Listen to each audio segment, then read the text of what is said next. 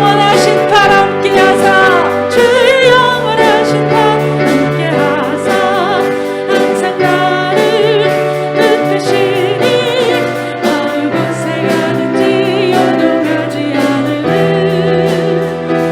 주의 발을 의지하니 주의 영원하신 발 주의 영원하신 발 함께하사 항상 나를 붙드시니 어느 곳에 가든지 요동하지 않으는 주의 발을 의지하니라.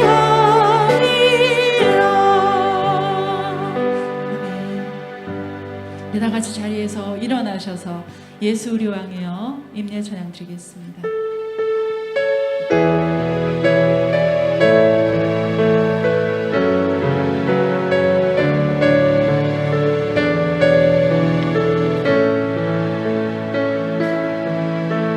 예수 우리 왕이여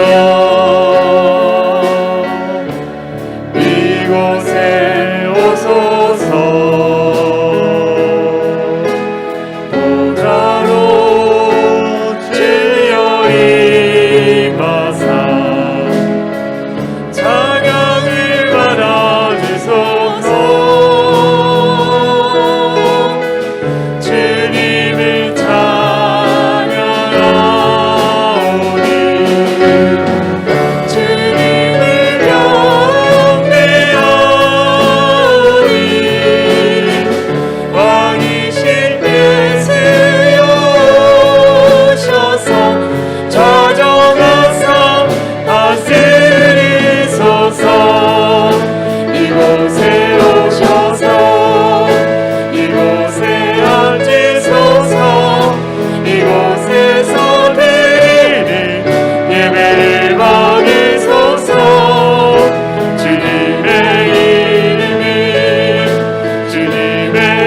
이름만이 오직 주의 이름만 이곳에 오셔서 이곳에 앉으소서 이곳에 오셔서 이곳에 앉으소서 이곳에서 드리는 예배를 받으소서 주님의 이름만이 오직 주의 이름만 이곳에 있습니다.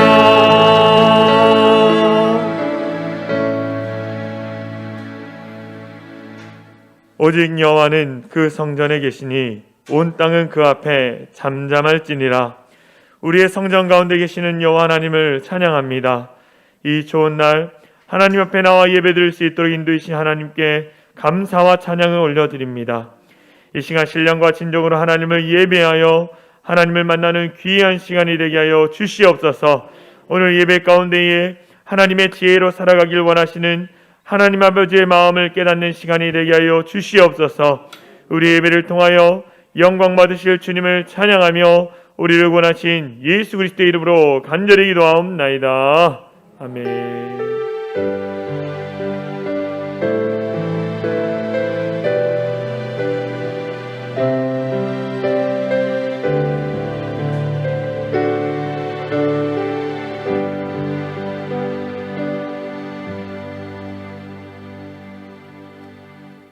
다 같이 사도신경함으로 우리 신앙을 고백하겠습니다.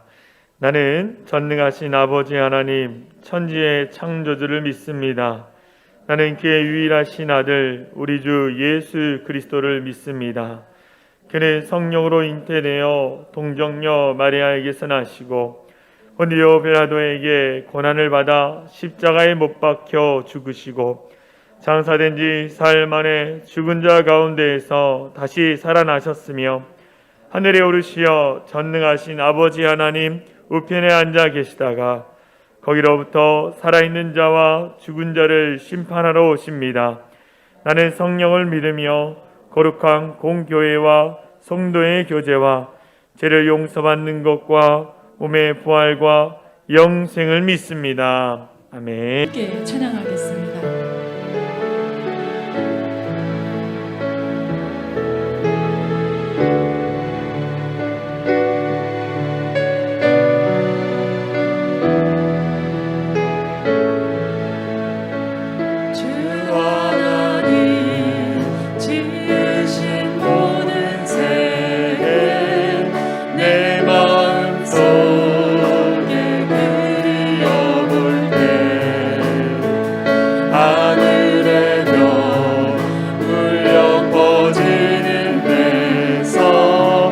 주님의 권능 우주에 찬미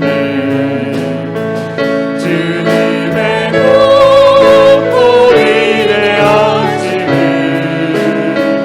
내 영혼이 찬양하네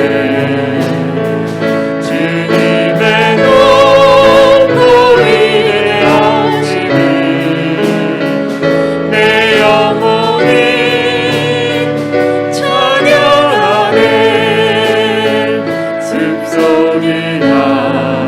험한 산골짜기에서 지저귀는 저새 소리들과 고요하게 흐르는 시냇물 주님의 솜씨 노래하도다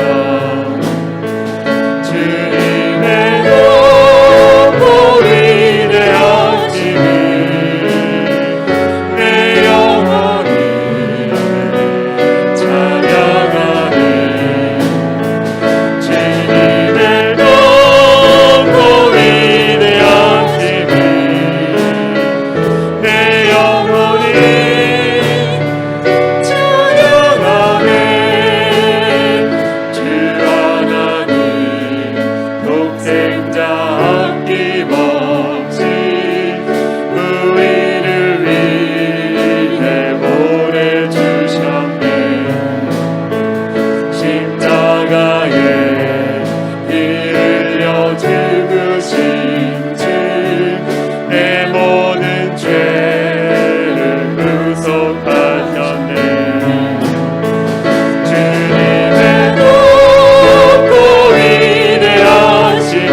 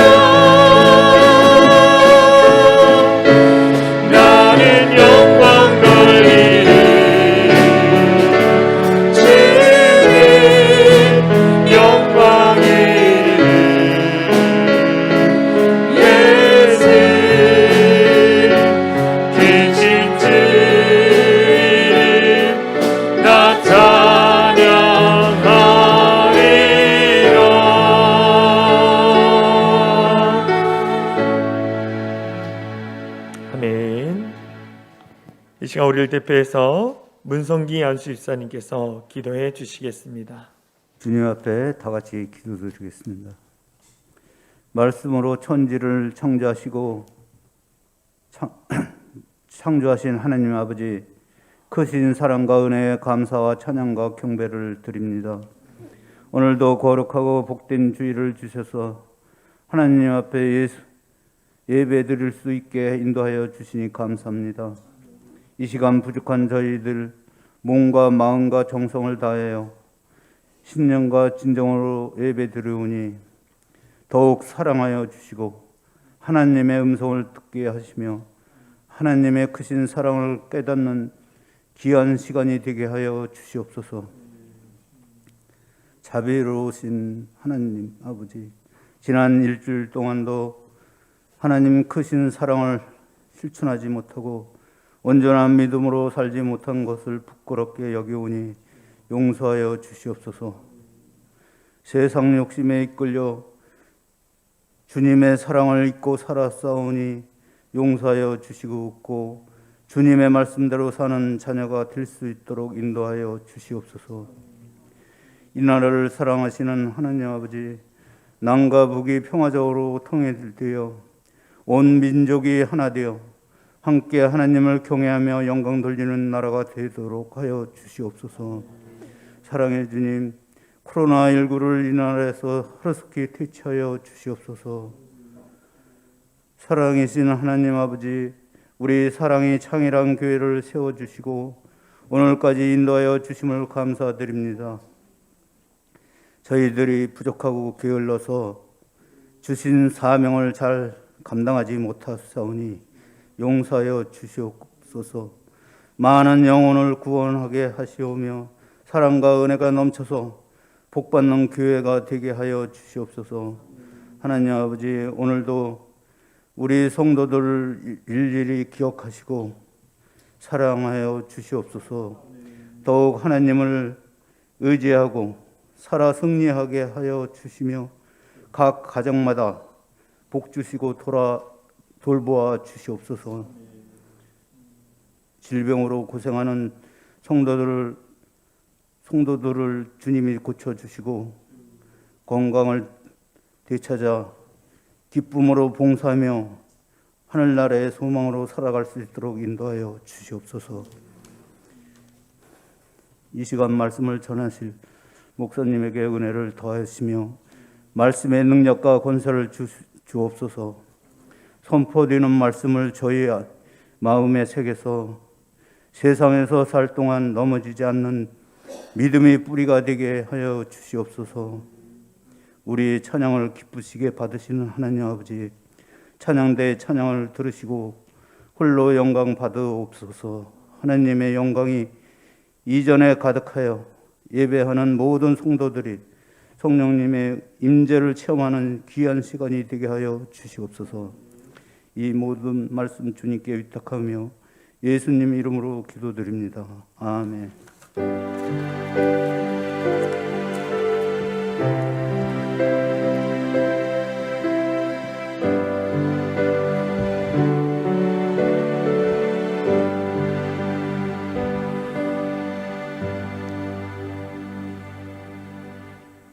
이 시간 성도의 교제 시간입니다. 전후 좌우에 계신 분들과 인사 나누겠습니다. 사랑하고 축복합니다.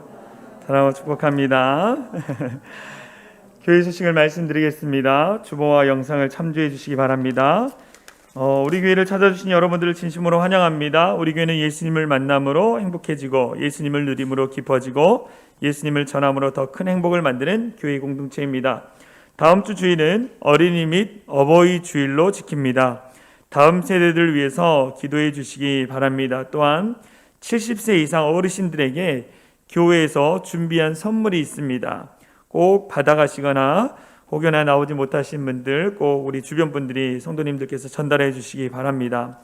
또한 다음 주 주일에는 교회 1층에서 즉석 사진을 찍습니다. 성도님들께서 촬영에 협조해 주시기 바랍니다.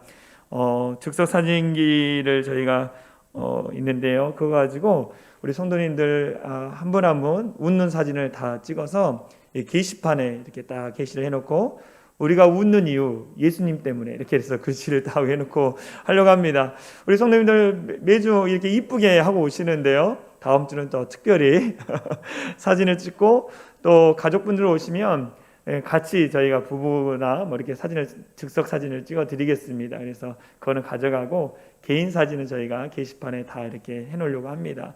또 더불어 저희가 성도님들 사진이 하나도 교회에 없더라고요. 그래서 핸드폰으로 또 사진을 찍어서 저희가 교족부에다가 또 정리를 하려고 합니다. 그러니까 다음 주 여러분 찍으니까 여러분들 원래 이쁘시지만 또 다음 주에 좀 신경 써서 오시면 좋을 것 같습니다. 매번 이런 분들이 있어요. 목사님 저 아닌 것 같아요. 맨날 이렇게 그래서 다음 주에 사진 찍도록 하겠습니다.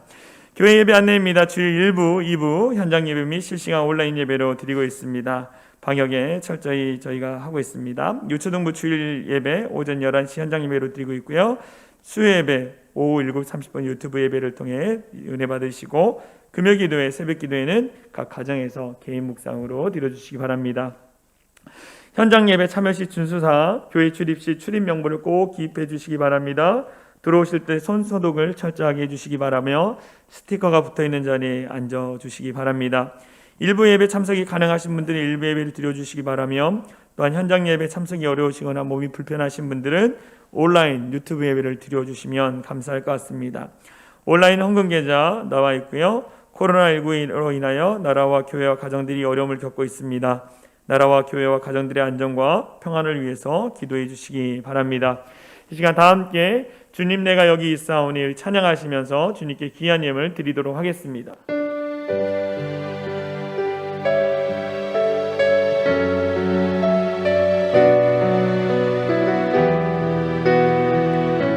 주님 내가 여기 있사오니 주님 내가 여기 있사오니 나를 보내소서. 나의 마음 나의 몸 나의 마음 나의 몸 주께 드리오니 주만이옵소서. 주님 내가 여기 있습니다. 내가 여기 나를 써주소서. 나를 써주소서. 가진 것 모두 다 가진 것 모두 다 주께 드리오니 주 받으옵소서. 할렐루야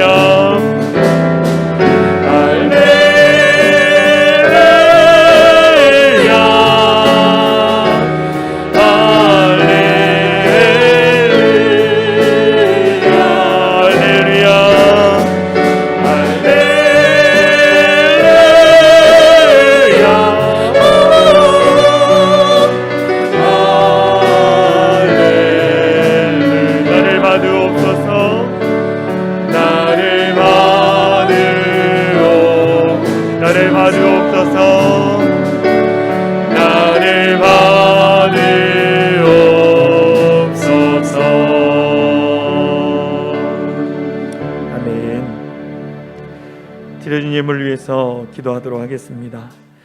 나의 하나님이 그리스도 예수 안에서 영광 가운데에 그 풍성한 대로 너희 모든 쓸 것을 채우시리라.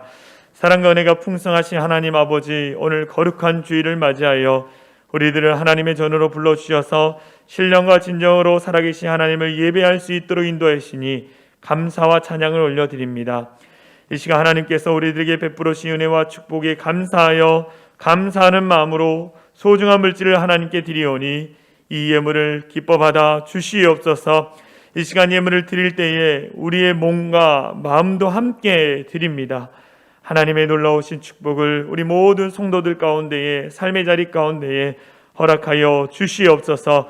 우리 성도님들의 각자의 형편에 따라 11조, 감사, 주정, 성교, 건축 각각의 모양대로 주님께 드립니다. 주님께서 기뻐받아 주시옵소서. 특별히 간절히 기도하는 것은 우리 성도들의 가정과 직장과 사업을 위하여 간절히 기도합니다. 하나님의 놀라우신 축복을 허락하여 주셔서 경제적인 것으로 인하여 어려움 당하지 않게 하여 주시옵소서. 마음은 있으나 물질이 없어 드리지 못한 성도들에게는 물질의 축복을 허락하여 주시고, 믿음이 연약하여 마음으로 드리지 못한 성도들에게는 하나님께 드릴 수 있는 담대한 믿음을 허락하여 주시옵소서. 드려진 예물이 쓰여지는 곳곳마다 주님의 복음의 역사가 일어나게 하여 주시고, 주님의 영광만이 온전히 드러나게 하여 주시옵소서. 하나님, 우리들이 이 세상을 살아갈 때에 물질의 노예가 되지 않게 하여 주시고, 온전히 주님만을 믿고 섬기며 살아가는 자들이 되게 하여 주시옵소서. 그래서 하나님의 나라를 위하여 귀하게 쓰임받는 우리 사랑의 창일한 교회 모든 성도들 될 수 있도록 인도하여 주시옵소서. 그렇게 하실 주님을 찬양하며 우리를 구원하신 예수 그리스도의 이름으로 간절히 기도하옵나이다. 아멘. 오늘 우리에게 주신 하나님의 말씀은 에베소서 5장 15절에서 21절 말씀입니다. 에베소서 5장 15절에서 21절. 제가 가지고 있는 성경은 신약성경 315페이지입니다. 제가 한 절 읽고 우리 성도님들이 한 절 읽어주심으로 함께 교독하도록 하겠습니다. 에베소서 5장 15절입니다. 제가 먼저 읽겠습니다. 그런즉 너희가 어떻게 행할지를 자세히 주의하여 지혜 없는 자같이 하지 말고 오직 지혜 있는 자같이 하여 세월을 아끼라. 때가 악하니라. 그러므로 어리석은 자가 되지 말고 오직 주의 뜻이 무엇인가 이해하라. 술 취하지 말라. 이는 방탕한 것이니 오직 성령으로 충만함을 받으라. 시와 찬송과 신령한 노래들로 서로 화답하며 너희의 마음으로 주께 노래하며 찬송하며 범사에 우리 주 예수 그리스도의 이름으로 항상 아버지 하나님께 감사하며. 우리 함께 읽겠습니다. 시작. 그리스도를 그리스도를 경외함으로 피차 복종하라. 아멘. 할렐루야. 오늘 현장 예배와 또 온라인으로 예배 가운데 드리신 우리 사랑의 창의한 교회 모든 성도님들을 사랑하고 축복합니다. 하나님의 크신 은혜가 여러분의 삶의 자리에 차고 넘치기를 소망합니다. 오늘 우리가 은혜 받을 말씀의 제목은 하나님의 지혜로 살아가라입니다. 하나님의 지혜로 살아가라. 조선 9대 왕이 누군지 아십니까? 조선 9대 왕은 성종이라고 합니다. 이 성종 때에 우정을 지낸 사람이 바로 허종이라는 사람입니다. 이 허종과 허침, 이 두 형제가 이 성종의 곁에서 많은 일들을 했는데요. 어느 날 이 성종이 이 대신 회의를 소집을 했습니다. 소집한 이유는 왕비 윤 씨를 폐위하고 그 후 처리 문제를 어떻게 할 것인가 결정하기 위해서 대신 회의를 열었습니다. 이 허종과 허침은 이 윤 씨가 연산군의 생모이기 때문에 훗날에 자신들에게 화가 돌아올지 모르는 자리에 참석하는 것이 무척 망설였다고 합니다. 하지만 그렇다고 해서 대신 회의를 빠진다는 것은 결코 있을 수 없는 일이었습니다. 이 고민하던 허정과 허침이 이 궁궐에 입성하기 전에 자신의 누나에게 가서 조언을 구했습니다. 이런 상황인데 어떻게 해야 할까요? 했더니 누나가 이렇게 얘기했습니다. 입고라는 길목에 다리가 있다. 그 다리를 건너다가 일부러 낙마해라. 몸이 상했다고 하면 해이 불참에 대한 타당한 이유가 될 것이다 라고 해서 조언을 해주었습니다. 그 제안을 받아들여서 이 허종과 허침이 이 궁궐에 입궐하기 전에 다리에서 이 넘어지는 일들이 있었습니다. 그 다리의 이름이 바로 종침교입니다. 종침교. 근데 지금 그 터가 다리는 없어지고 이 도로가 근데 광화문 뒤쪽에 있는 종침교 이 다리터가 있습니다. 훗날 연산군이 즉위하자 자기의 생모 윤 씨를 폐비하고 사약을 내리는 것을 결정한 모든 대신들을 처형을 시켜버렸습니다. 그러나 이 누나의 제안을 통해 이 위기를 모면한 허정과 허침은 이 갑자사화에서 화를 면할 수 있었다고 합니다. 이처럼 위기에서 생명을 구할 수 있는 방책을 우리는 지혜라고 이야기합니다. 지혜. 우리는 지혜로운 사람이 되어야 합니다. 할렐루야. 지혜로운 사람이 되어야 돼요. 뿐만 아니라 우리의 자녀들 또한도 지혜로운 사람이 되기 위해서 여러분들이 기도하셔야 한다는 거예요. 할렐루야. 하나님은 말씀합니다. 지혜를 구하는 자에게 지혜를 주신다라고 말합니다. 왜 하나님의 지혜로 이 땅이 살아야 합니까? 하나님의 지혜로 이 땅을 살아가면 하나님이 우리에게 예비해 주신 놀라운 축복을 우리가 경험할 수 있기 때문입니다. 더불어 하나님의 지혜로 살아가면 이 땅에서 복된 인생뿐만 아니라 저 영원한 하늘나라에서도 하나님이 주신 놀라운 축복을 누리며 살 수 있기 때문에 하나님의 지혜로 살아가라고 늘 하나님 우리 가운데 말씀하시고 또 믿음의 선배들도 우리 가운데 이야기합니다. 하나님께서는 우리에게 이렇게 말씀하십니다. 야고보서 1장 5절 말씀 우리 같이 읽겠습니다. 시작. 누구든지 지혜가 부족하거든 모든 사람에게 후히 주시고 꾸짖지 아니하시는 하나님께 구하라. 그리하면 주시리라. 지혜가 부족하거든 정말로 하나님께 구하라. 그러면 하나님이 어떻게 하신다고 말씀하고 있습니까? 우리에게 지혜를 주신다라고 말하고 있는 거예요. 구하지 않았기 때문에 우리가 하나님의 지혜가 없는 거지, 하나님의 지혜를 구하기만 하면 하나님이 놀라운 지혜를 우리 가운데 허락하신다라는 거예요. 오늘 본문의 말씀에서도 하나님의 지혜로 살아가라고 이 사도 바울이 에베소서 교회를 향해서 분명히 말씀해 주고 있습니다. 이 에베소서는 후반부에는 우리 그리스도인들이 이 땅을 어떻게 살아갈지에 대해서 몇 가지를 이야기를 해주고 있습니다. 부르심에 합당한 자로 살아가라. 그리고 거룩하게 살아가라. 하나님의 사랑으로 살아가라. 지난주에 나눴던 빛의 자녀로 살아가라. 오늘은 특별히 하나님이 주신 지혜로 살아가라라고 분명히 말하고 있습니다. 에베소서 5장 15절 오늘 본문 말씀을 보겠습니다.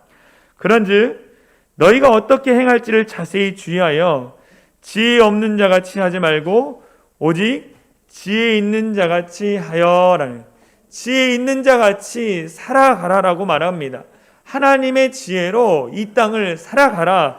그래야만이 너희가 복된 인생을 살아갈 수 있다라고 분명히 말하고 있습니다. 왜 이 말씀을 하셨냐면 이 세상의 사람들이 정말로 아무렇게나 살고 있기 때문입니다.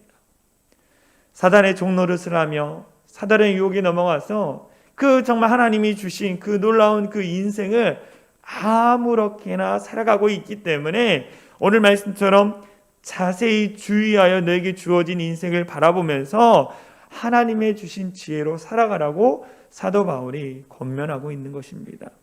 그렇다면 하나님이 주신 지혜로 살아가기 위해서는 어떻게 해야 할까? 하나님이 주신 지혜로 우리가 이 땅을 살아가기 위해서 어떻게 해야 할까? 첫 번째, 세월을 아껴야 합니다.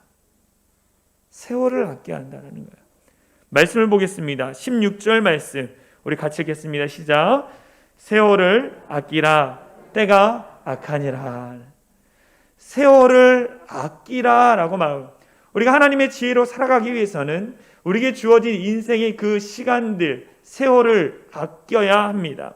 여기서 세월이라는 의미는 뭐냐면 하나님께 영광을 돌리고 선한 일을 행할 수 있는 기회, 시간을 이야기하는 거예요. 여기서 또 아끼라는 것은 뭐냐면 도로 가져와라 라는 거예요. 무엇을 말씀하면 이 땅 가운데 너희가 빼앗겼던 그 시간을 도로 찾아와서 하나님 앞에 영광 올려드리는 시간을 투자하라, 끊임없이 만들어 가라 라고 오늘 성경에서 이야기하고 있습니다. 특별히 아끼라는 단어는 헬라어로 이 에카로라조라는 단어입니다. 에카로라조. 이것은 상인들이 주로 쓰는 단어인데 이 에카로라조라는 단어의 의미는 뭐냐면 물건을 살 때 최소의 비용으로 최대의 좋은 물건을 사는 것을 이야기합니다. 최소의 비용으로 좋은 물건을 사는 것, 그것이 에카로라조라는 아끼라라는 의미인 것입니다. 제가 2년 전에 태국에 이 청년 28명과 함께 이 태국으로 단기 선교를 다녀왔습니다. 3년 연속 다녀왔는데요. 이 28명의 청년들과 함께 이 태국의 사라불이라는 지역과 또 방콕의 이 지역을 우리가 초등학교, 또 중학교, 대학교, 또 교회, 또 이렇게 병원들 여러 곳을 다니면서 저희가 월십을 하고 또 이렇게 사형리를 태국어로 써가서 그냥 한글로 읽는 수준으로 복음을 전했습니다. 또 맛있는 것도 아이들에게 주고 고아원에 가서 아이들에게 정말로 그 하나님의 사랑과 또 부모는 너희를 버렸지만 하나님 너희를 버리지 않으셨다라는 이야기들을 나누면서 함께 귀한 사역을 했습니다. 이 단기 선교를 일주일 동안 하는데 이제 마지막 날은 이 청년들에게 문화 탐방의 시간이 있습니다. 문화 탐방. 그래서 이 방콕에 아시아티크라는 시장이 있습니다. 이 현대식 시장인데요. 이 아시아티크라는 데 가서 청년들에게 일정 부분의 재정을 주고 이 한국에 있는 부모님이나 또 친구 또 동료들에게 줄 기념품 선물을 사라고 2시간의 시간과 재정을 주었습니다. 청년들이 열심히 시간이 2시간밖에 안 되기 때문에 그리고 끝나고 바로 공항에 가야 하기 때문에 열심히 돌아다녔어요. 막 물건을 열심히 샀습니다. 그리고 다 모여서 이제 공항에 가서 자신들이 사온 기념품을 가방에 막 넣기 시작했어요. 근데 한 청년이 저기 와서 이런 얘기를 하는 거예요. 목사님, 저랑 같이 다녔던 청년이 이런 일을 했어요 라고 막 이야기를 하는 거예요. 어떤 냐면 이 청년이 이제 주어진 재정은 한계가 있고 사고 싶은 물건은 많고 그래서 한 가게에 들러서 이 가죽 이 가방 같은 걸 하나 사고 싶었습니다. 그래서 이 가게 주인에게 이렇게 얘기했어요. 타올라이캅이라는 건데 이 청년들은 금방 외우더라고요. 타올라이캅 얼마예요? 이렇게 태국어로 이야기를 했습니다. 타올라이캅 그러니까 이 가게 주인이 이 저그만 가방을 300바트 우리나라 돈으로 하면은 11,000원 정도가 됩니다. 이 300바트를 부른 거예요. 11,000원을 불렀습니다. 그러니까 이 청년이 딱 보니까 너무 비싼 거예요. 그래서 팽짱크라 막 그런 거예요. 비싸요. 뭐 소통이 잘 안 되지만 이 간단한 언어로 막 이야기를 했습니다. 그래가지고 이 청년이 80바트 그러니까 2,900원을 이야기를 했어요. 가게 주인은 11,000원을 이야기했는데 청년은 2,900원을 이야기를 했습니다. 그래서 막 계속 이 팽짱크나 그러면서 결국 100바트 3,500원의 그 가방을 샀어요. 막 그 얘기를 막 청년이 해주는 거예요. 그러면서 이게 소문이 나서 같이 갔던 청년들이 그 청년을 데려다가 막 거래를 해달라고 그러면서 많은 물건을 싸게 사왔다는 이야기를 재미나게 해주는 거예요. 그래서 제가 거기다가 한마디 했습니다. 한국 사람 이미지 다 망쳐놨다고 제가 한마디를 했어요. 이 에카로라조라는 단어가 이런 의미예요. 내게 주어진 시간, 내게 주어진 재정으로 최대한 좋은 물건을 산다라는 거, 이런 것을 의미한 것입니다. 다시 말하면 어떤 의미냐면 우리에게 주어진 시간을 하나님의 영광을 위하여서 우리가 투자하고 쏟아야 하는 것을 말하고 있습니다. 왜 세월을 아끼라? 왜 세월을 아껴야 합니까? 오늘 분명히 말씀해주고 있습니다. 때가 악하기 때문이라는 거예요. 때가 악하기 때문이라고 말하고 있습니다. 우리가 살아가는 이 세상에 우리의 시간을 함부로 낭비하지 말아라 라고, 그래야만이 하나님의 지혜로 살아갈 수 있다라고 분명히 말씀하고 있습니다. 여러분, 오늘날 얼마나 여러분 편리해졌습니까? 정말로 편리해졌어요. 그런데 우리의 삶은 점점 어떻습니까? 바빠졌습니다. 정말로 우리에게 주어진 삶이 편리해졌는데, 편리해진 거로 인해서 우리는 참 즐겁습니다. 그런데 우리의 삶은 더 바빠졌어요. 저도 월요일날 잠깐 쉬고 또 주일이 어찌나 이렇게 빨리 오든지 정말로, 그리고 한 주의 삶을 되돌아보면 내가 뭐 했지? 내가 뭘 했지? 이럴 때가 있어요. 바쁘게 살아요. 바쁘게. 근데 문제는 뭐냐? 우리 뭐 초등학생도 그렇고 중학생도 그렇고 고등학생, 대학생도 뭐 모든 사람이 다 바빠요. 요즘 어떻게 지내세요? 바빠요. 이게 대답이 됐습니다. 다 바빠요. 그런데 우리가 생각해야 할 것은 뭐냐? 무엇을 위해서 바쁘냐는 거예요. 다 바쁜데 무엇을 위해서 바쁘냐는 거예요. 우리의 삶은 편리해졌습니다. 좋아졌어요. 그런데 무엇 때문에 여러분이 바빠지고 있느냐는 거예요. 사단은 오늘도 우리의 시간을 영적인 가치가 아닌 세상의 쾌락과 물질에 투자하도록 우리를 분주하게 만듭니다. 우리를 자꾸만 분주하게 만들어요. 바쁘게 만듭니다. 제가 인터넷에 현대인들의 하루 TV 시청 시간 이렇게 한번 쳐봤어요. 정말로 이 현대인들이 하루에 텔레비전을 몇 시간을 보냐라고 이제 궁금해 찾아봤더니 평균적으로 3시간 9분을 텔레비전을 본다고 합니다. 하루에 3시간 9분을 텔레비전을 시청하는데 이것도 줄었다라는 거예요. 왜 줄었느냐? TV를 보는 시간이 줄어든 이유는 핸드폰을 많이 하기 때문에. 그래서 핸드폰 시간을 얼마나 하냐 보니까 하루에 평균입니다. 2시간 45분을 핸드폰을 한다는 거예요. 유튜브를 본다든지 게임을 한다든지 여러 가지 것들을 핸드폰을 가지고 한다고 합니다. 거기다가 여러분 하루에 컴퓨터를 하는 시간을 더하면 우리의 24시간 중에 어마어마한 시간을 미디어에 쏟고 있다라는 거예요. 그렇다면 여러분들에게 질문합니다. 여러분들은 하나님의 말씀과 또 하나님 앞에 기도하는 그 영적인 일에 얼마의 시간을 투자하고 계십니까? 영적인 일에 얼마나 투자하고 계시냐는 거예요. 영적인 일에 자신의 시간을 얼마나 투자하고 계십니까? 우리 스스로가 나 자신을 한번 되돌아봐야 한다는 거예요. 종교개혁을 일으켰던 마틴 루터 목사님이 이렇게 얘기했어요. 나는 너무 바빠서 하루에 최소한 3시간 기도하지 않을 수 없다. 나는 바빠서 3시간 이상 기도한다. 할 일이 너무 많아 그 일들을 다 할 수 없기 때문이다. 그 중에 꼭 해야 할 일과 하지 않아도 될 일을 구분하는 지혜가 필요하다. 그 지혜를 구하기 위해서 기도가 필요한 것이다 라고 말했어요. 우리에게는 할 일이 참 많습니다. 그렇지 않습니까? 제 딸에게요. 오늘 뭐 했어? 아빠 바빴어. 이것도 하고 저것도 하고 뭣도 하고 막 엄청 바빴다는 이야기를 저에게 해줬습니다. 그런데 그 가운데 우리가 꼭 해야 할 일과 하지 않아도 될 일이 있다라는 거예요.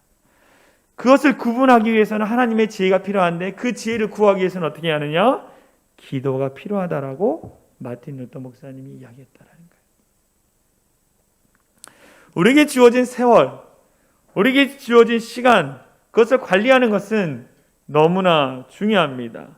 하나님 앞에 우리가 기도하면서 하나님, 내게 주어진 이 세월과 시간들을 내가 잘 관리할 수 있도록 나에게 지혜를 더하여 주시고 정말 이 악한 세상 가운데 내게 주어진 세월들을 허투루 쓰지 않도록 주님, 하나님 나를 지키시고 인도해달라고 여러분 기도하셔야 돼요. 그래서 어떻게 하느냐? 여러분의 인생이 끝냈을 때 후회 없는 인생이 되어지길 간절히 소망합니다. 대부분의 사람들은 내가 생을 마감할 때에 내가 뭐 했지? 뭐 하며 살았지? 대부분의 사람은 자신의 허영과 욕심에 자기의 시간을 투자하면서 정말 허망한 인생이라고 자기를 이야기한 사람이 너무 많다라는 거예요. 그런데 우리 믿는 그리스도인들은 후회하지 않는 삶, 정말 하나님이 내게 주신 그 시간을 아끼면서 정말 하나님의 영광을 올려드리는 그 시간을 많아짐으로 말미암아 하나님 앞에 기쁨을 드리는 우리 사랑이 창이란 교회 모든 성도들이 되어지길 간절히 소망합니다. 세월을 아껴야 돼요. 시간을 아껴야 합니다. 우리가 하나님의 지혜로 살기 위해서 두 번째 해야 할 것은 뭐냐? 하나님의 뜻을 이해해야 합니다. 하나님의 뜻을 이해하라는 거예요. 말씀 보겠습니다.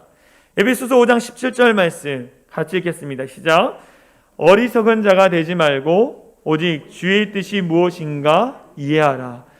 어리석은 자가 되지 말고 라고 말하고 있어요. 어리석은 자가 누구십니까? 자기에게 주어진 인생을 아무렇게 사는 인생이라는 거예요. 자기에게 주어진 삶을 아무렇게 살아가는 사람이 어리석은 사람이라고 이야기합니다. 또 더불어 부모의 뜻을 모르고 내 맘대로 내 생각대로 사는 사람이 어리석은 사람이라는 거예요. 이제 청년들이, 이 학생들이 이 키가 자라고 또 이제 성장하면서 부모의 말을 잘 안 들어요. 여기는 다 잘 듣나 봐요. 부모의 말을 잘 안 들어요. 왜요? 이렇게 얘기하면 나 다 컸어. 나 다 알아.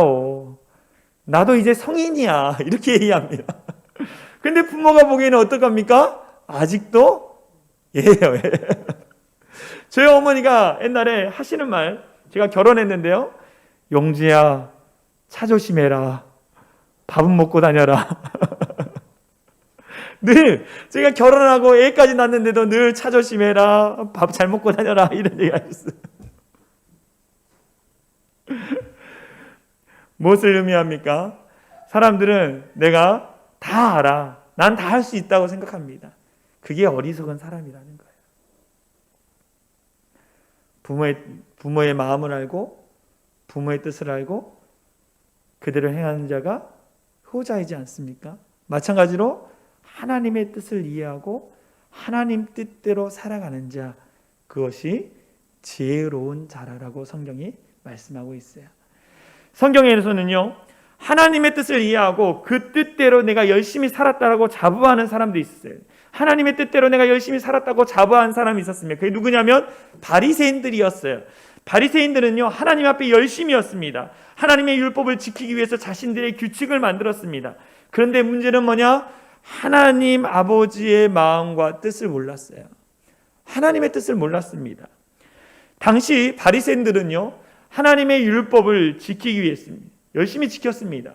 그리고 그들의 행위는 모범적이었어요. 많은 유대인들이 그들을 존경했습니다. 그들은요, 모세오경 성경을 줄줄이 외웠습니다. 공부를 많이 했어요. 하루에 3번 시간을 정해놓고 하나님 앞에 기도했습니다.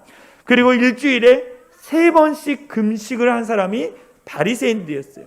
더불어 바리새인들은요, 10의 23조, 11조의 2배 되는 금액을 이 하나님 앞에 헌금하는, 우리가 볼 때 어떻게 모범적인 신앙인이었어요. 그런데 그들을 향해서 예수님 뭐라고 말하냐면 독사의 자식이라고 저주했습니다. 우리가 보기에는 열심히 있고 최선을 다하는 그 바리새인들이 이 정말로 모범적으로 보였던 그 바리새인들을 향해서 예수님은 독사의 자식이라고 이야기했어요. 왜 그랬습니까? 하나님의 마음, 하나님의 뜻을 몰랐기 때문이에요. 하나님이 원하시는 것은 하나님을 사랑하고 이웃을 사랑하는 것인데 그들은 하나님이 가르쳐준 율법을 지키기 위해서 규칙을 결정해놓고 그것들만 행하는 거예요. 하나님을 사랑하고 이웃을 사랑하지 않는 겉과 속이 다른 사람들이 바리새인들이었습니다. 이 바리새인들을 향해서 예수님이 비유로 말씀하셨어요. 여러 가지를 말씀하셨어요. 그 중에 누가복음 15장에 나오는 이 탕자의 비유가 바로 그 내용입니다. 예수님이 이 세리와 창기들과 함께 식사를 하고 계셨습니다.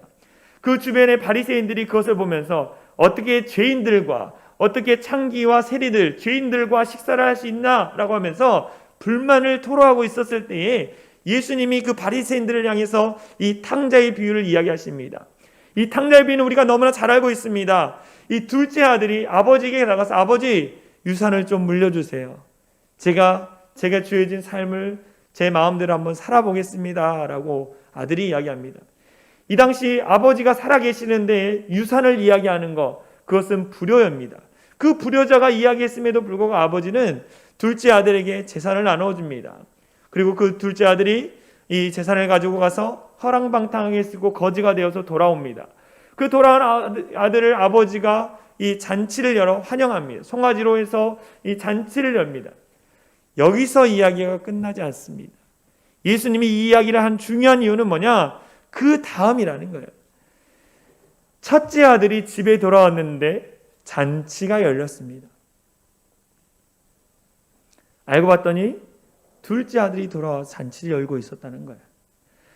첫째 아들이 분노하기 시작했습니다. 그래서 아버지가 같이 들어가자 그랬는데 첫째 아들이 들어가지 않겠다라고 이야기합니다. 그리고 첫째 아들이 이렇게 얘기합니다. 아버지, 제가 아버지를 그동안 속 썩인 적이 있습니까? 아버지를 열심히 섬기고 정말 아버지를 위해서 최선을 다해 살아갔던 나를 위해서는 염소 새끼 한 마리도 잡지 않고 잔치도 열어주지 않았는데 아버지의 재산을 가지고 허랑방탕에 쓴 저 둘째를 위해서는 송아지도 잡고 잔치를 열어주셨습니까? 라고 하면서 자신의 불만을 이야기합니다. 예수님이 왜 이 비유를 이야기하셨냐면 이 첫째 아들이 바로 바리새인들이라는 거예요. 아버지의 마음, 아버지의 뜻은 모른 채 자신이 이 열심을 하면 정말로 좋아하실 거라는 그런 맹목적인 섬김을 비판하고 있는 내용인 것입니다. 아버지의 마음, 아버지의 뜻을 알지 못한 첫째, 그 첫째를 향해서 예수님은 이렇게 말하죠. 마태복음 7장 21절 말씀을 보겠습니다. 제가 읽어드릴게요. 나더러 주여 주여 하는 자마다 다 천국에 들어갈 것이 아니요 다만 하늘에 계신 내 아버지의 뜻대로 행하는 자야 들어가리라. 이 말씀을 잡으면 주여 주여 이렇게 기도하고 정말 주님을 위해서 헌신할지라도 아버지의 뜻대로 행하지 않으면 천국에 들어갈 수 없다라는 거예요. 아버지의 뜻을 알고 그 뜻을 행하는 자야만이 천국에 들어가고 내가 그를 안다라고 예수님이 얘기하고 계신 말씀이 마태복음 말씀인 거예요. 우리는 하나님의 뜻대로 행하기 위해서 하나님의 뜻을 이해할 수 있는, 분별할 수 있는 하나님의 마음, 하나님의 뜻을 깨달을 수 있는 시간이 우리 가운데 필요합니다. 여러분, 빨리 가는 것이 중요한 것이 아니라 정확하고 올바르게 가는 것이 중요합니다. 할렐루야. 정확하고 올바르게 가는 것이 중요합니다. 우리에게 주어진 인생의 길을 내가 빨리 뭔가를 이루고 빨리 해내는 것이 중요한 것이 아니라 하나님의 뜻대로 정말 하나님이 원하신 대로 내가 정확하게 바르게 해나가는 것, 그것이 중요하다라고 분명히 말씀하고 있습니다. 그러기 위해서 어떻게 할까요? 우리에게 하나님의 뜻을 이해할 수 있는 시간이 필요해요. 나무꾼 두 사람이 있었습니다. 나무꾼 두 사람이. 이 나무꾼 두 사람이 도끼날을 열심히 갈고 이제 함께 산에 올라가서 나무를 패기 시작했습니다. 장작을 팼어요. 그리고 한 사람은요, 정말 쉬지 않고 아침부터 저녁까지 점심시간 잠깐 쉬고 열심히 장작을 팼습니다. 또 한 사람은 1시간을 일하고 그 다음에 잠깐 쉬고 또 1시간을 일하고 잠깐 쉬고 그래서 대여 번의 쉼을 갖고 장작을 팼습니다. 이제 저녁 무렵이 됐는데 쉬지 않고 일한 사람의 장작과 또 쉬면서 했던 그 사람의 장작에 차이가 있었습니다. 여러분에게 질문합니다. 어떤 사람이 장작을 더 많이 팼을까요? 쉬지 않고 열심히 했던 사람일까요? 아니면 쉬면서 장작을 팬 사람의 장작이 많아졌을까요? 여러분 똑똑하시네요. 나중에 결과를 보니까 쉬면서 장작을 팬 사람의 장작이 참 많았습니다. 쉬지 않고 일했던 사람이 억울했습니다. 그래서 쉬면서 일했던 나무꾼에게 이야기했습니다. 아니 당신은 어떻게 이렇게 장작을 많이 팰 수 있었습니까? 라고 이야기하니까 쉬면서 장작을 팼던 사람이 이렇게 얘기했어요. 나는 쉴 때 도끼날을 갈았습니다. 라고 이야기했어요.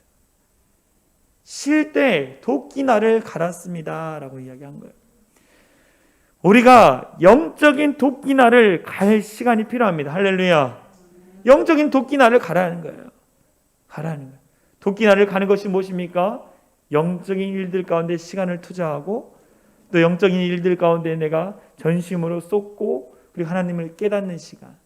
하나님의 뜻을 이해하기 원합니까? 그러면 하나님의 말씀을 구합니다. 하나님의 말씀을 읽고 하나님 앞에 기도하고 하나님 나를 향한 하나님의 뜻이 무엇입니까? 라고 질문하는 시간들이 필요하다는 거예요. 그게 영적인 도끼날을 가는 시간이라는 거예요. 여러분, 영적인 도끼날을 가십시오. 할렐루야. 영적인 도끼날을 갈았을 때 하나님의 뜻을 깨닫고 하나님이 원하시는 인생을 살아갈 수 있다는 거예요. 마지막으로 하나님의 지혜로 살아가기 위해서는 성령의 충만함을 받아야 합니다. 성령의 충만함을 받아야 하는 거예요. 오늘 본문에 이렇게 얘기합니다. 에베소서 5장 18절. 술 취하지 말라. 이는 방탕한 것이니 오직 성령으로 충만함을 받으라 라고 말하는 거예요. 성령의 충만함을 받으라 라고 말하고 있습니다. 이 성령의 충만함을 받으라 라는 단어를 보니까 현재 명령형이에요. 그러니까 너희가 성령을 받고 충만함을 한번 경험하고 끝나는 것이 아니라 매 시간, 매 분, 매 그 삶의 자리 가운데에 성령의 충만함을 받으라라고 끊임없이 성령의 충만함을 받으라고 우리 가운데 명령하고 있는 거예요. 성령의 충만함을 어떻게 받습니까? 첫 번째, 우리가 우리의 있는 삶의 자리 가운데 회개해야 합니다. 성령은요 거룩하신 영이기 때문에 거룩한 영이 내 안에 충만히 임하기 위해서는 내 안에 있는 모든 죄악된 것들이 다 떨쳐버리고 거룩함으로 나아가는 거예요. 뭘 회개해야 합니까? 감사하지 않은 것. 여러분 한 주간에 얼마나 감사하셨습니까? 여러분의 주어진 삶의 자리 가운데 얼마나 감사했습니까? 저는요 이번 주간에 저에게 너무나 많은 분들이 전화를 주셔서 기쁜 소식을 엄청 많이 들었습니다. 회계사 시험을 3년 연속으로 봤는데 이번에 목사님 합격했어요. 목사님 제가 구청에 취직됐어요. 목사님 아무런 문제가 없었어요.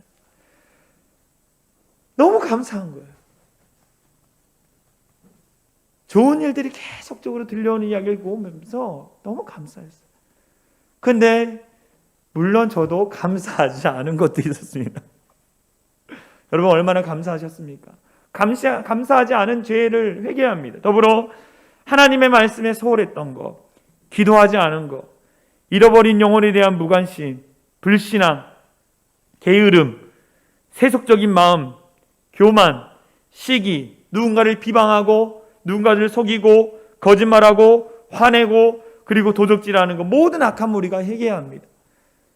성령의 충만함을 경험하기 위해서는 첫 번째 회개해야 합니다. 두 번째 어떻게 하느냐? 기대해야 합니다. 기대하는 자에게 아까 하나님께 구하라 주신다고 말씀하지 않았습니까? 마찬가지로 기대하는 마음을 가져야 돼요. 하나님이 내 마음에 성령의 충만한 은혜를 부어주실 것에 대한 기대감을 가져야 합니다. 세 번째, 이제는 입술로 선포하며 구해야 합니다. 내 안에 성령의 충만함이 넘치도록 성령 하나님 내 안에 들어오십시오. 그 다음에 받은 줄 믿고 받아들이라는 거예요. 성령이 내 안에 충만히 계실 거라는 확신을 갖는 겁니다. 마지막으로 맡기는 거예요. 성령의 충만함을 받아도 내게 주어진 삶을 바뀌지 않습니다. 여러분 주변에 주어진 여러분의 남편, 아내, 자식들이 바뀌지 않아요. 누가 바뀝니까? 성령 충만하면 내가 바뀌는 거예요. 내가 바뀌는 겁니다. 그리고 하나님 앞에 맡겨드리는 거예요. 성령 충만하면 내가 이렇게 회개하고 기도하고 하나님 앞에 받은 줄 믿고 감사하면서 고백하며 성령의 충만함이 내 영에 가득했을 때, 머리부터 발끝까지 성령의 충만한 은혜를 경험했을 때 어떤 일이 일어나느냐? 오늘 사도 바울이 그것을 알려주고 있습니다. 에베소서 5장 19절에서 21절 말씀 같이 읽겠습니다. 시작. 시와 찬송과 신령한 노래들로 서로 화답하며 너의 마음으로 주께 노래하며 찬송하며 범사의 우리 주 예수 그리스도의 이름으로 항상 아버지 하나님께 감사하며 그리스도를 경외함으로 피차 복종하라 라고 말하고 있습니다. 내가 성령의 충만함을 힘입으면 첫 번째 무슨 일이 일어나냐? 시와 찬송과 신령한 노래들로 화답하게 되는 거예요. 여기서 중요한 단어가 화답하다라고 이야기합니다. 화답하다. 무엇입니까? 노래를 주고받는 거예요. 시와 찬송과 신령한 노래, 이것은 뭐냐? 하나님이 주신 마음들을 함께 나누는 것을 이야기합니다. 하나님이 주신 마음이 무엇입니까? 서로 사랑하고 격려하고 세워주는 거예요. 내가 성령에 충만하면 내 입술에 저주가 나오고 누군가를 부정하고 미워하는 말이 아니라 축복하고 사랑하고 세워주는 말을 하게 되는 거예요. 성령에 충만한 사람의 특징입니다. 성령이 충만하면 이 시와 찬송과 신령한 노래들로 화답하며 서로를 축복해 주는데, 축복했을 때 무슨 일이 일어나냐? 부부관계가 회복되어지고 자녀와의 관계가 회복되어지고 관계가 틀어졌던 모든 주변의 사람들과의 관계가 회복되는 거예요. 왜요?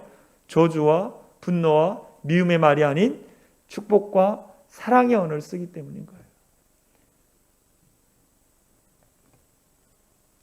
그러면 내 안에 기쁨이 충만해집니다.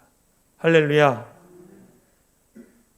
은혜를 서로 나누고 은혜를 이야기하고 하나님의 일하심을 이야기하는데 기쁨이 넘치지 않을 수 없지 않습니까? 기쁨이 넘치는 거예요. 더불어 성령에 충만하면 두 번째, 주님과 깊은 대화를 나누게 됩니다. 성령이 내 안에 충만하면 내가 주님을 노래해요. 주님을 찬양해요. 사람들을 축복하고 또 주님 너무나 감사합니다. 내게 은혜 주신 것 감사하고 내 삶을 다스려 주셔서 너무 감사합니다. 정말 하나님의 뜻이 이런 것이었군요. 정말 하나님 놀라운 간증을 날마다 선포하는 거예요. 그럼 주님 앞에 어떡합니까? 주님과의 깊은 교제를 나눕니다. 교제를 나누면요, 무슨 일이 일어났냐? 내가 바라보는 시선이 바뀌어지는 거예요. 누구를 원망하고 누구를 미워하고 시기하고 질투했던 마음들이 다 사라지게 돼요. 왜요? 성령의 충만함으로 말미암아 기쁨이 내 안에 있으니까 내가 바라보는 시선이 달라지는 거예요. 사랑하는 남편, 사랑하는 아내, 자녀들, 회사 동료들, 주변 사람들이 다르게 보여요. 그들은 바뀌지 않았습니다. 그러나 내가 바뀌니까, 내가 바라보는 시선이 바뀌니까 바뀌게 보이는 거예요. 그러면 내 입술에 뭐가 나타나냐? 감사의 고백을 하는 거예요. 성령 충만하면 주님과의 깊은 교제를 하게 됩니다. 그러면서 세 번째, 모든 것에 감사합니다. 여러분, 모든 것에 감사하십니까? 내게 질병이 있을지라도, 내 사업이 어려울지라도, 힘들지라도 여러분 감사할 수 있습니까? 성령이 충만하면요, 그것이 가능하다는 거예요. 정말 내가 몸이 너무 아팠을 때도 성령이 충만할 때는 그것조차도 감사하다. 말씀 보겠습니다. 에베소서 5장 20절 같이 읽겠습니다. 시작. 범사에 우리 주 예수 그리스도의 이름으로 항상 아버지 하나님께 감사하며 라는 거예요. 여기서 중요한 단어가 범사에 항상 감사하라. 범사에 항상 감사하라. 영국 설교자 스펄전 목사님이 감사에 대해서 이렇게 얘기했습니다.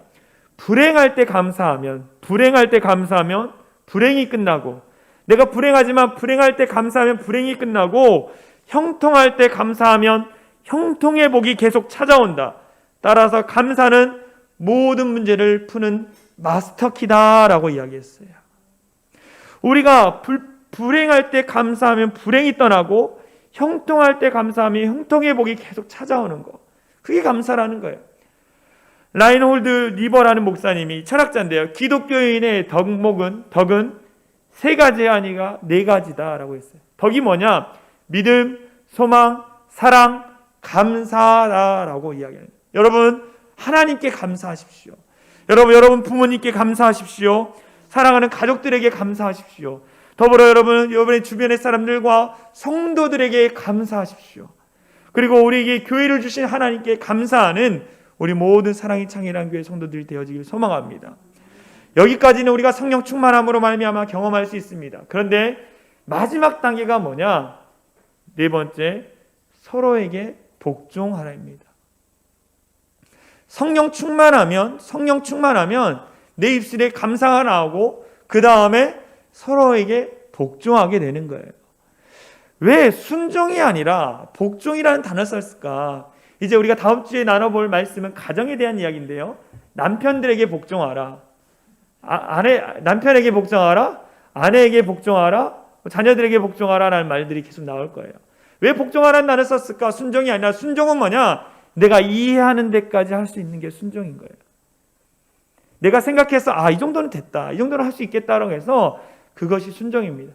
근데 복종은요, 내가 이해가 안 되고 내게 유익이 없을지라도 내가 그것 가운데 엎드리는 거, 그것이 복종인 거예요.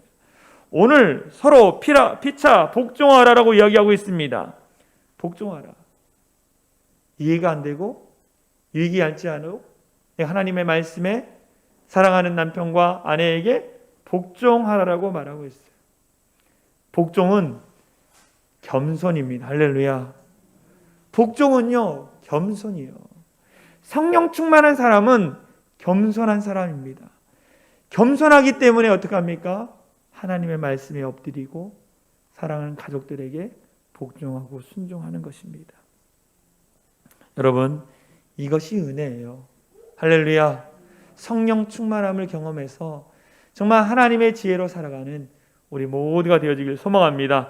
하나님의 지혜는 세상의 지혜와는 다릅니다. 그래서 이스라엘의 왕 솔로몬이 하나님 앞에 1,000번째의 예배를 드리고 나서 구하였던 것이 무엇입니까? 하나님의 지혜였다는 거예요. 하나님의 지혜를 구했더니 하나님이 무엇까지 주셨습니까? 그에게 부와 명예와 권세를 더했다고 성경에 분명히 나와 있습니다. 하나님의 지혜를 구하고 하나님의 지혜가 내 안에 충만히 임했을 때 하나님의 놀라운 축복이 우리의 삶 가운데 가득 채워진다는 말씀입니다. 여러분, 하나님의 지혜로 세월을 아끼시고 하나님의 뜻을 이해하고 성령 충만함으로 살아가는 우리 사랑의 창이란 교회 모든 성도들 되어지길 간절히 소망합니다. 이 시간 함께 찬양했으면 좋겠어요. 여기에 모인 우리 주의 은총을 받은 자, 은총이라는 것은 은혜, 또 하나님의 지혜, 하나님이 부어주신 놀라운 축복을 이야기합니다. 축복을 받은 자여, 주께서 이 자리에 함께 계심을 내가 믿고 그분을 의지하며 나아갑니다. 우리 함께 고백하며 찬양하며 나아가겠습니다.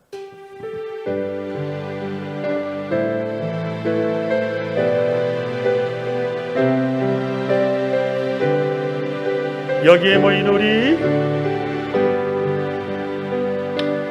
여기에 모인 주의 은총 받은 자여라. 주의 은총 받은 자, 주께서 이 자리에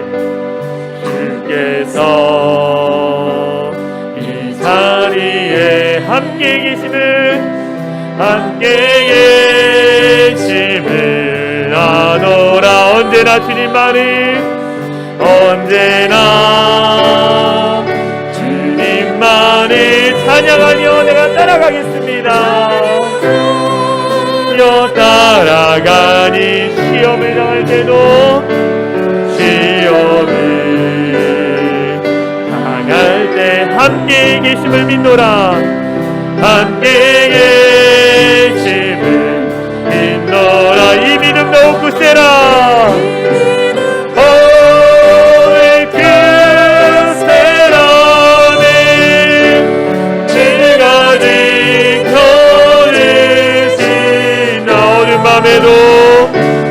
어느 밤에도 그의 말씀이 인도하여지. 주님이 뜻하시니,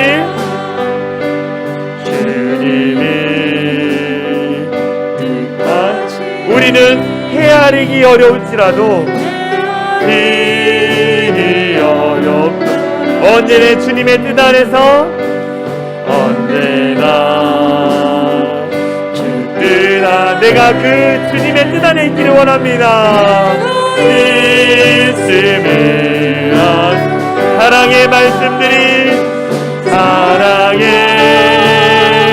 말씀들이 나를 더욱 새롭게 하니, 때로는 넘어져도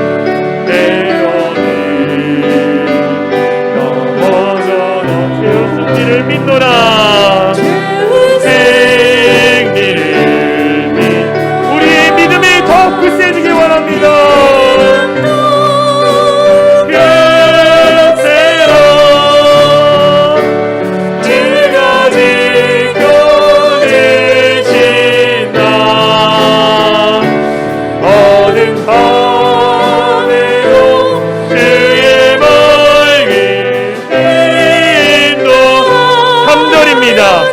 여기에 모인 우리,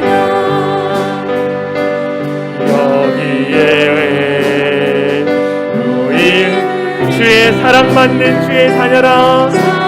받는 주의 자녀, 주께서 뜻하신 일, 우리 사랑의 창이란 교회를 통해서 일하십니다. 동해 펼치신 고통과 슬픔 중에, 고통과 슬픔 중에 어렵지를 의지하오. 어려움을 이겨내고, 어려움을 이겨내 주님 더욱 찬양하라.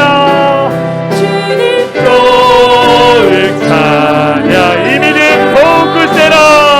이 믿음 더욱 굳세라. 주가 지켜주신다. 어느 밤에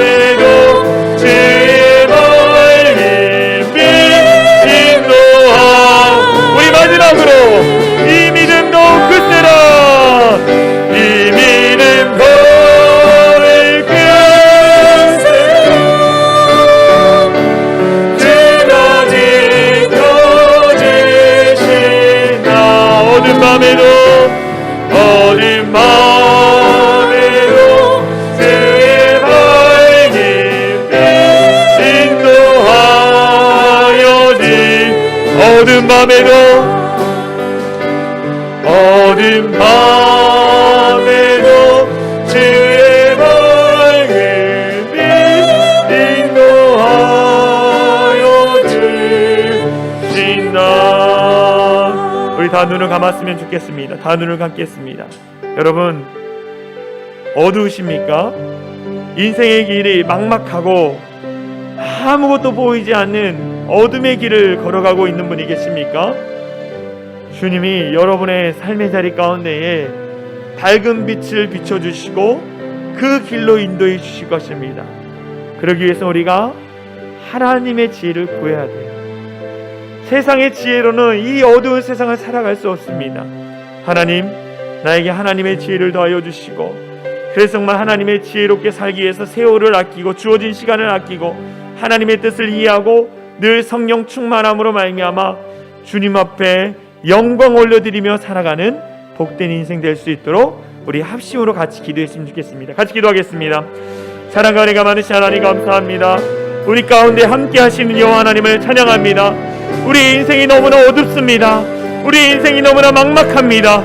그럼에도 불구하고 우리 어두운 인생 길 가운데 밝은 빛을 비춰주실 여호와 하나님을 바라보게 하여 주시옵소서. 하나님이 우리 인생의 밝은 빛이시고 우리 인도자 되신 주님을 바라보게 하여 주시옵소서.